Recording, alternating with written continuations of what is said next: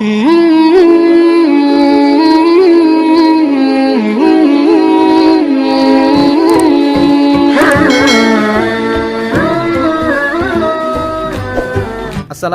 warahmatullahi wabarakatuh.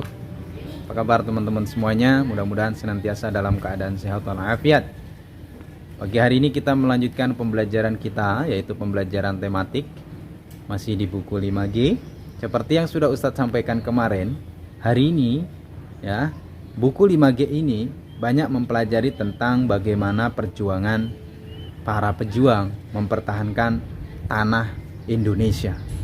Ya, insya Allah pada pertemuan pagi hari ini kita akan membahas tentang bagaimana proses kedatangan bangsa-bangsa Eropa ya menjajah tanah kelahiran kita.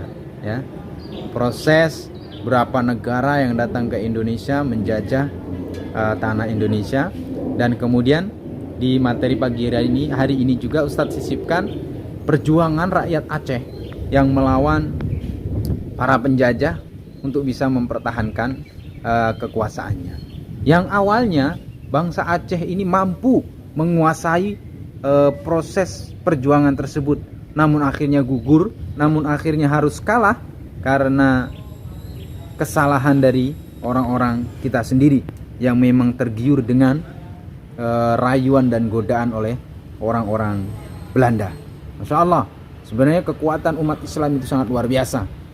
Namun umat Islam begitu lemah, begitu ringkih setelah mereka disusupi oleh orang-orang munafik. Nah, kita saksikan seperti apa perjuangan dan juga proses kedatangan dari para penjajah ini. Kita saksikan video berikut ini. Bismillahirrahmanirrahim. Teman-teman yang dimuliakan Allah Subhanahu wa taala, pembelajaran kita pada pagi hari ini insyaallah kita akan belajar tentang peristiwa kedatangan bangsa barat ke Indonesia ya. Ini masih di buku 5G. Ini dia. Faktor pendorong terlebih dahulu mengapa penjelajahan samudra oleh bangsa barat ada di Indonesia. Yang pertama yaitu berkenaan dengan gold. Ya, apa itu gold? Itu adanya keinginan mencari kekayaan. Bagi bangsa Eropa pada abad ke-17, kekayaan yang dimaksud adalah rempah-rempah karena harganya semahal emas, makanya disebut gold. Yang kedua, glory. Adanya keinginan mencari kejayaan. Ada anggapan bahwa bangsa Eropa, suatu negara dikatakan negara yang berjaya atau glory apabila memiliki banyak tanah jajahan. Yang ketiga, gospel. Adanya misi khusus bagi bangsa Eropa untuk menyebarkan agama kepada penduduk daerah yang dikuasainya. Misi ini dipelopori oleh bangsa Portugis. Nah, glory, gospel ini dikenal dengan 3G. Ya, kemudian ada ipteknya juga. Adanya ilmu pengetahuan dan teknologi yang berkembang pesat, misalnya pengembangan teknologi pembuatan kapal dan penemuan kompas ya untuk membantu penjelajahan samudra, serta adanya penemuan mesin mesiu untuk persenjataan dan perlindungan armada pelayaran. Nah, ini masuknya bangsa Eropa ke Indonesia, teman-teman. Ya, diawali pada tahun 1511 Portugis datang pertama kali ke Indonesia dan menguasai Malaka yang sekarang disebut Semenanjung Malaysia. Kemudian pada tahun 1521 Spanyol pertama kali mendarat di mana? Di Maluku. Berlanjut pada tahun 1596 Belanda datang pertama kali mendarat di Banten. Kemudian pada tahun 1811 Inggris datang pertama kali ke Indonesia dan menguasai Batavia yang sekarang disebut Jakarta. Berlanjut, kita bahas terlebih dahulu satu persatu kedatangan bangsa Portugis di Indonesia. Kedatangan pada tahun 1511 atau 1511 Portugis yang dipimpin Alfonso de Albuquerque Quirque, menguasai Malaka yang sekarang disebut Semenanjung Malaya, Malaysia, lalu berlayar ke Ternate atau Maluku. Tujuan untuk mencari daerah penghasil rempah-rempah dan menguasai pelabuhan Malaka sebagai pusat perdagangan. Peristiwa penting yang terjadi pada bangsa Portugis saat menguasai Indonesia, tahun 1511 Malaka jatuh ke tangan Portugis. Tahun 1522 Portugis membentuk aliansi dengan kerajaan Ternate melalui pendirian benteng di wilayah Ternate. Kemudian pada tahun 1533 kerajaan Ternate yang dipimpin oleh Sultan Khairun mulai melakukan perlawanan kepada Portugis. Kemudian pada tahun 1575 Portugis diusir dari Ternate oleh Sultan Babullah. Kira-kira muslim bukan? Muslim, Masya Allah, pintunya Allah, ya kan? Kemudian reaksi masyarakat seperti apa? Awalnya diterima dengan baik nih teman-teman dan mendukung Sultan Ternate, tetapi akhirnya terjadi perlawanan karena Portugis bertindak sewenang-wenang, memonopoli perdagangan, ikut campur urusan kerajaan dan menyebarkan agama selain agama yang dianut di sana saat itu. Nah, kemudian bangsa yang kedua, bangsa Eropa yang kedua datang ke Indonesia yaitu bangsa Spanyol. Kedatangan pada tahun 1521, Spanyol yang dipimpin Juan Sebastian Elcano tiba di Tidore, Maluku. Tujuan hampir sama ya, untuk mencari daerah penghasil rempah-rempah dan menyebarkan agama dengan strategi misioneris ya. Tadi Portugis, sekarang Spanyol. Peristiwa penting apa sih yang terjadi? Spanyol meletakkan dasar-dasar agama di Ambon, Ternate dan Morotai. Ambon agamanya terkenal di sana ya. Kedatangan Spanyol menjadikan ancaman bagi Portugis yang memonopoli perdagangan di Maluku. Jadi antara mereka nggak akur nih. Portugis dan Spanyol bersaing dengan memanfaatkan permusuhan kerajaan lokal, yakni Spanyol bersekutu dengan Tidore untuk melawan Portugis yang bersekutu dengan Ternate. Tahun 1529 berdasarkan isi perjanjian Saragossa, Spanyol harus meninggalkan Maluku dan memusatkan kegiatannya di Filipina. Masya Allah nih, Asia Indonesia ini menjadi pusat penjajahannya. Lantas reaksi masyarakat seperti apa? Awalnya diterima dengan baik oleh kerajaan Tidore, tetapi akhirnya terjadi perlawanan ketika nanti Spanyol kembali datang ke Indonesia. Jadi Spanyol sempat pergi kemudian datang lagi, tapi setelah datang lagi dilawan. Kemudian bangsa yang ketiga yaitu Belanda. Nah, ini paling lama ini Belanda ini menjajah Indonesia ya. Kedatangan pada tahun 1596, Belanda yang dipimpin oleh Cornelis de Houtman mendarat pertama kali di Banten. Awal tujuannya mencari daerah penghasil rempah-rempah, kemudian berubah menjadi keinginan untuk menjajah. Ini Belanda, kurang ajar ya.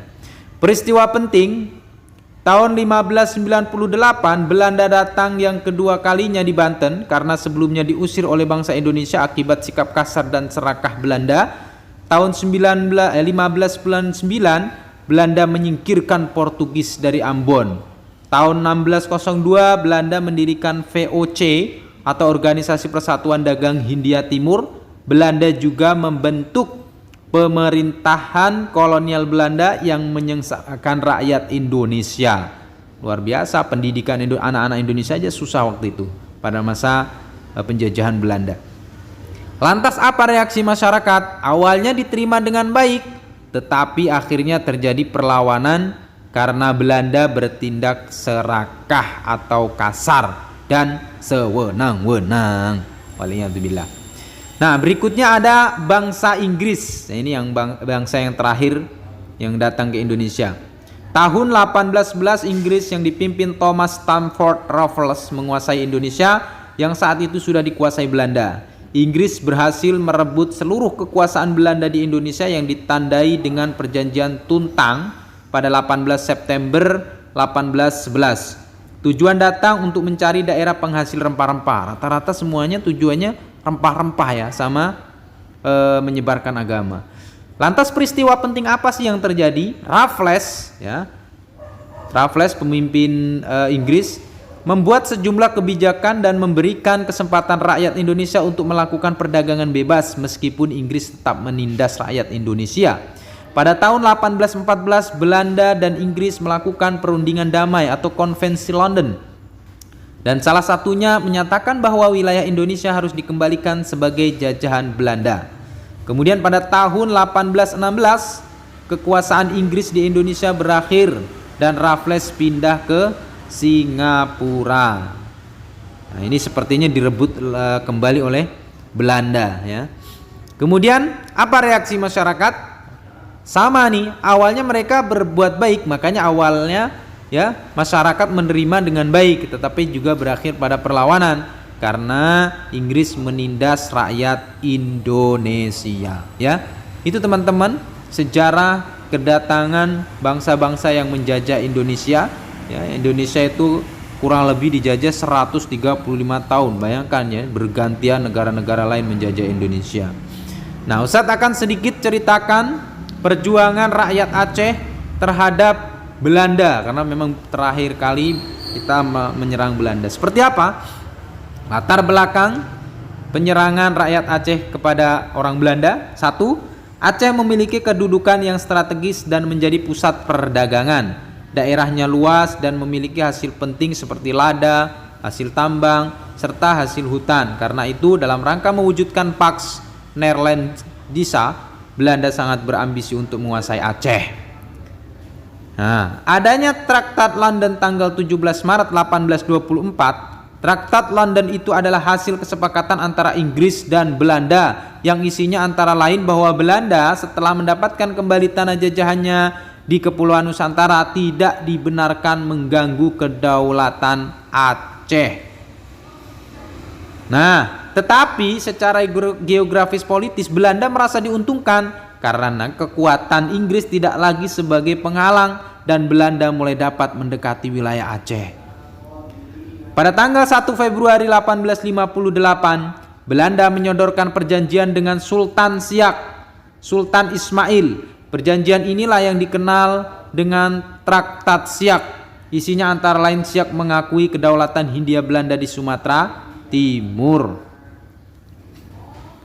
Artinya daerah-daerah yang berada di bawah pengaruh Siak seperti Delhi, Asahan, Kampar, dan Indragiri berada di bawah dominasi Hindia Belanda. Padahal daerah-daerah itu sebenarnya berada di bawah lindungan Kesultanan Aceh.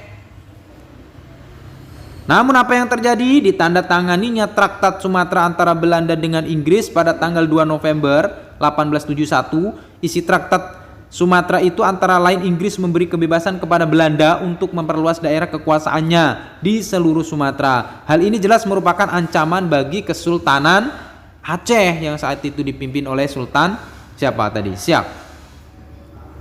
Nah, ini dia jalannya perlawanan. Pada tanggal 26 Maret 1873, Belanda mengumumkan perang terhadap Aceh. Pecahlah pertempuran antara Aceh melawan Belanda. Para pejuang Aceh di bawah pemerintahan Sultan Mahmud Shah II mengobarkan semangat jihad, angkat senjata untuk melawan kezaliman Belanda. Para pemimpin perang Aceh seperti Tuanku Hashim, Panglima Polim, Tengku Cik Ditiro memproklamirkan ikrar perang Sabi atau perang Sabil. Perang Sabil merupakan perang melawan KP Belanda atau kafir Belanda. Perang suci untuk membela agama, perang untuk mempertahankan tanah air, perang jihad untuk melawan kezaliman di muka bumi. Berarti semuanya muslim ya. Masya Allah. Cik Ditiro mengobarkan perlawanan di Sigli dan Pidi. Di Aceh sebagian barat tampil Tengku Umar beserta istrinya Cut Nyadin. Nah, ini Belanda yang mulai kewalahan mulai menerapkan strategi baru yang dikenal dengan konsentrasi stelsel. Di tengah-tengah perjuangan itu pada tahun 1891 Tengku Cik Ditiro meninggal. Perjuangan melawan Belanda dilanjutkan oleh putranya yang bernama Tengku Maamin Ditiro. Ya, ayahnya berjuang, dilanjutkan anaknya. Karena tidak berhasil memadamkan perlawanan rakyat Aceh, Belanda meminta Snok Horgrogne agar melakukan kajian tentang seluk-beluk kehidupan dan semangat juang orang-orang Aceh. Ini orang munafik nih. Snok Horgrogne yang memakai nama samaran Abdul Ghaffar mempelajari agama Islam dan adat budaya Aceh menyimpulkan bahwa para pejuang Aceh itu sulit dikalahkan karena semangatnya oleh semangat jihad dengan tali ukhuwah Islamiyah.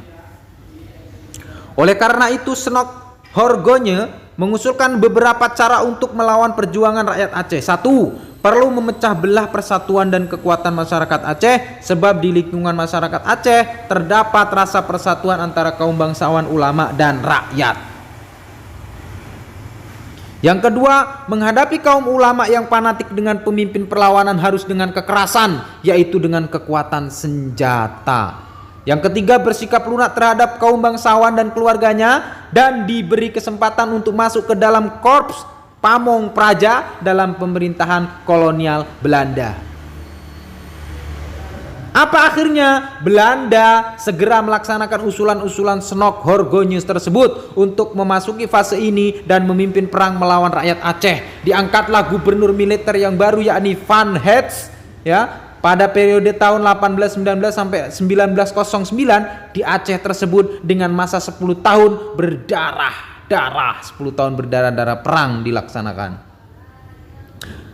Walhasil, Van Heets juga mengerahkan pasukan anti gerilya yang disebut Korps Marqueus Marsos, yakni pasukan yang terdiri dari orang-orang Indonesia itu sendiri yang berada di bawah pimpinan opsir-opsir Belanda. Mereka pandai berbahasa Aceh, dengan demikian mereka dapat bergerak sebagai informal. Dengan kekuatan penuh dan sasaran yang tepat karena adanya informan-informan bayaran tadi, serangan Belanda berhasil mencerai-beraikan para pemimpin perlawanan. Tengku Umar bergerak menyingkir ke Aceh bagian barat dan Panglima Polim dapat digiring dan bergerak di Aceh bagian timur. Akhirnya perlawanan apa? Pada Februari 1899 Tengku Umar gugur. Perlawanan dilanjutkan oleh Cut Nyak Dien. Cut Nyak Dien dengan pasukannya memasuki hutan dan mengembangkan perang gerilya. Istri, ibu, dan anak-anak Panglima Polim ditangkap oleh Belanda. Dengan tekanan yang bertubi-tubi akhirnya Panglima Polim juga menyerah pada 6 September 1903. Dengan demikian dapat dikatakan bahwa kerajaan Aceh yang sudah berdiri sejak 1514 harus berakhir. Pada tahun 1906 Cut Nyak Dien berhasil ditangkap. Ia dibuang ke Sumedang, Jawa Barat sampai meninggal pada tanggal 8 November 1908. Cut Nyak Mutia melanjutkan perang melawan kekejaman Belanda, tetapi Cut Nyak Mutia akhirnya dapat didesak dan gugur setelah beberapa peluru menembus kaki dan tubuhnya. Lantas apa yang terjadi dengan kerajaan Aceh? Ya, kita sambung di pertemuan berikutnya ya. Kesimpulannya apa?